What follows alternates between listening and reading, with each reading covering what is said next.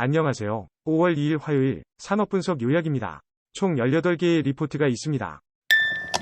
콘택트렌즈 분야에 대한 산업분석입니다. PB 제품의 시장 점유율이 상승하면서 ODM 업체가 성장할 수 있는 기반 마련이 가능해질 것으로 예상됩니다.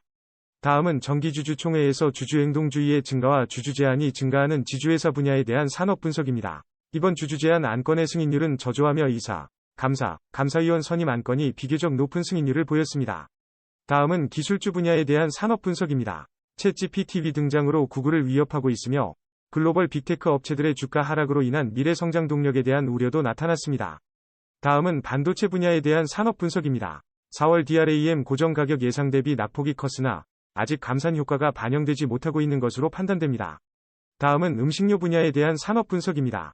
러시아와 서방 국가 간의 수출 금지 조치 등의 영향으로 우크라이나산 농산물 수출 막힘 등의 문제가 발생할 수 있습니다. 다음은 철강금속 분야에 대한 산업분석입니다. 중국 디플레 우려로 인해 중국 철강 시장의 약세 기조가 이어지고 있으며 원재료 가격은 최저치에 이르렀다는 것이 분석 결과입니다. 다음은 전기전자 분야에 대한 산업분석입니다.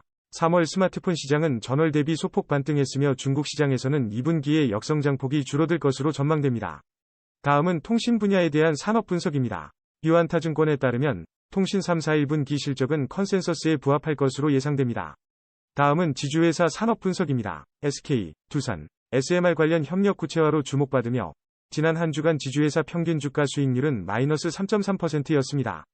다음은 증권 분야에 대한 산업분석입니다. 시장금리 하락이 지속되는 가운데 증권업의 1분기 실적에 대한 기대감이 상승하고 예탁금도 중장기적으로 증가할 가능성이 있어 증권업은 긍정적인 흐름이라고 유한타증권은 예상합니다. 다음은 전기차 분야에 대한 산업분석입니다. 3월 전세계 전기차 판매량은 전년 대비 26% 증가, 국내 3사는 전년 대비 6%에서 45% 성장 추세를 보였습니다. 다음은 하나항공, 방위산업 분야에 대한 산업분석입니다. 지난 1분기 실적 발표와 대한민국 대통령의 방미를 계기로 방산 수출 기대감이 반영되어 항공, 방위산업 기업들의 주가가 상승하였으나 2분기 실적 둔화가 우려되고 세계 국방비 지출액 증가가 지정학적 긴장으로 이어지면서 경계감이 높아졌습니다.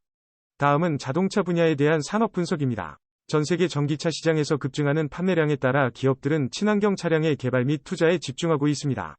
다음은 전기차 산업 분석입니다. 테슬라는 상하이에서 생산하는 전기차를 캐나다로 수출하는 계획이며 중국의 전기차 수출은 87% 증가하는 등 전기차 시장이 확대되고 있습니다. 다음은 디스플레이 분야에 대한 산업 분석입니다. 한국 컴퓨터, 무선통신기기 수출 감소 지속으로 보수적인 접근이 필요합니다. 다음은 바이오 산업 분석입니다. 4월 제약, 바이오 섹터의 수익률이 다른 산업들을 뛰어넘은 것으로 나타나며 주요 기업들의 호실적 발표와 초기 항암제 임상 결과 발표도 이 산업에 주목할 만한 이슈로 언급됐습니다. 다음은 전기전자 분야 실적 발표 주간의 산업 분석입니다. 실적 발표 이후 호실적 업체들의 상승세와 대형주 실적 상향으로 주가가 양호한 모습이며 패키지 기판 업체들의 추천 가능성도 충분히 높아졌습니다. 다음은 철강금속 분야에 대한 산업 분석입니다. 바오강은 중국 내 철강 생산이 소폭 감소할 것으로 예상되지만 전망을 뛰어넘는 성과를 내고 있으므로 매수 추천합니다. 요약을 마칩니다. 감사합니다.